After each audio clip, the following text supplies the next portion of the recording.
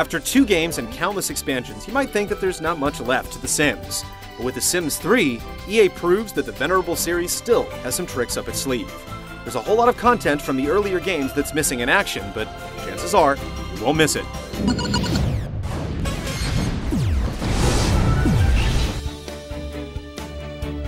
Like the earlier games, The Sims 3 is an expansive package designed to let you, the player, tell whatever story you wish with your little Sims. While the focus of the game hasn't changed much since the original, EA has clearly taken a good hard look at where the series has gone off course, and has taken some pretty bold steps to address those shortcomings. The biggest change is how you interact with places outside of your little personal plot of land. The town in The Sims 3 is now one big integrated area, and you're able to travel to any location at any time. No more tedious loading screens, no more disruptions in the flow of time. You can follow a Sim to work, over to his buddy's house for a visit, or you can make a day of strolling around downtown, doing a little shopping, or perhaps taking in a movie. Or if it's your thing, you can even choose to hang around the cemetery at night. There are well over a dozen unique locations, not counting homes and places of employment. To encourage players to get out and do more than just lounge around their houses all day, time appears to move a little bit slower in The Sims 3.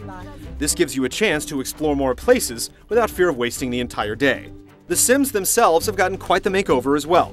Character creation is still largely the same as before, but now you can opt to give your Sim several personality traits that help define what he'll be like and how he'll behave in the world. There are over 60 traits to choose from, and while it's pretty easy to understand what the athletic, friendly, and slob traits will do, others like absent-minded, childish, and insane are far more difficult to figure out.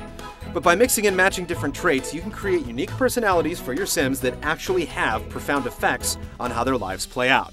Traits also steer you towards certain careers. If you're an evil genius, for instance, perhaps a career in science would be a good fit. They also can lead you to one of many lifetime goals, such as creating a hybrid plant monster or becoming the Emperor of Evil. Lifetime goals are a sort of endgame for The Sims, and achieving these can give you access to extra abilities or items. Of course, since the game is essentially open-ended, you can safely ignore all of this and do whatever you want. The added complexity of traits has been balanced out by a streamlining of the wants and needs mechanic from earlier games. You still need to eat, sleep, and pee, but needs related to comfort or the desire to inhabit a pleasing environment are gone. In their place are moodlets, which are temporary mood boosts that affect your Sims whenever they perform specific actions, like relax in a soft chair or eat a comforting food like pizza. This takes the chore out of keeping your Sims content, and gives you more time to mess around with other aspects of the game. Issues players had with buildings and other objects in earlier Sims games have also been addressed.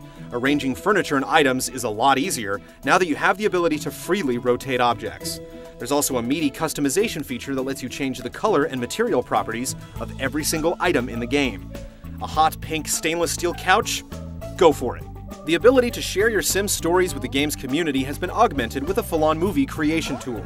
Like in The Sims 2, you can record video clips of your Sims in action, but now you can upload these clips to the EA website and use a simple web-based video editing tool to cut together mini movies. The Sims 3 may fall a little short on content when compared to the last game, but the design decisions streamline the process and improve it in many ways.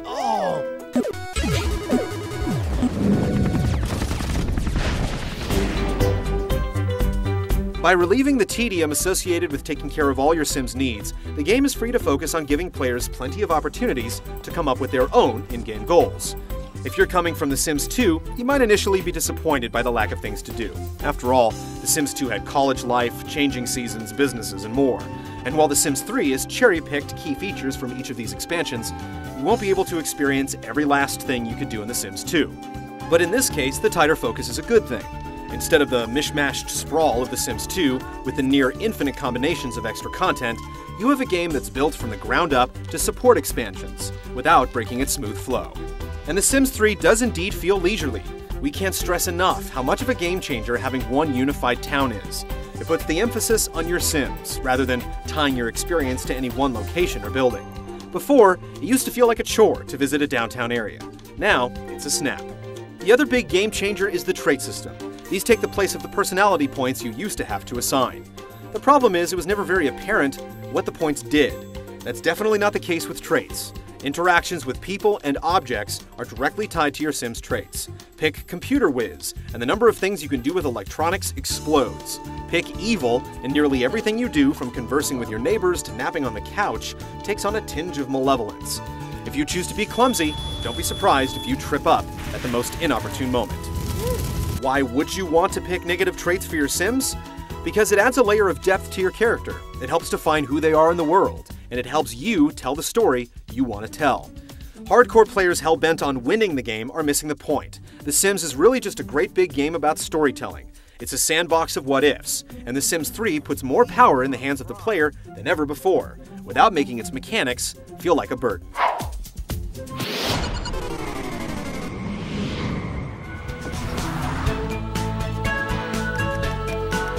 No surprises here. The Sims 3 contains the amount of spit and polish you would expect from the series. Visuals have been upgraded from The Sims 2, although not greatly so. The game still retains the clean, almost cartoony look, and the music and audio is also appropriately Simish. Go, Gypsy! At least the interface has received an overhaul. Item selection from the shopping interface is a lot more logical, and the added customization tools put a lot of creative power into your hands.